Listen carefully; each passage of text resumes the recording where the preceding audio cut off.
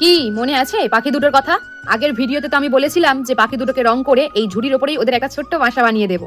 তো চলো শুরু করা যাক। প্রথমেই আমি পাখি দুটোকে রং করে নিচ্ছি। আমি কিন্তু রং করার আগে কোনো প্রাইমার করিনি, তোমরা চাইলে প্রাইমার করে নিতে পারো। আমি তো আমার পছন্দ মতো রং করছি, তোমরা তোমাদের পছন্দ মতোই রং করো।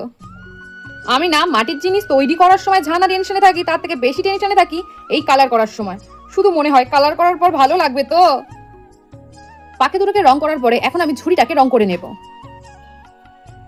সব শেষে এখন আমি ডিমটাকে রং করে নিচ্ছি। রং করার পর আমি এখন এখানে পাখির বাসাটাকে করার চেষ্টা করছি। পাখির বাসা তো আমার মোটামুটি কমপ্লিট, চলো ফাইনাল লুক দেখা যাক।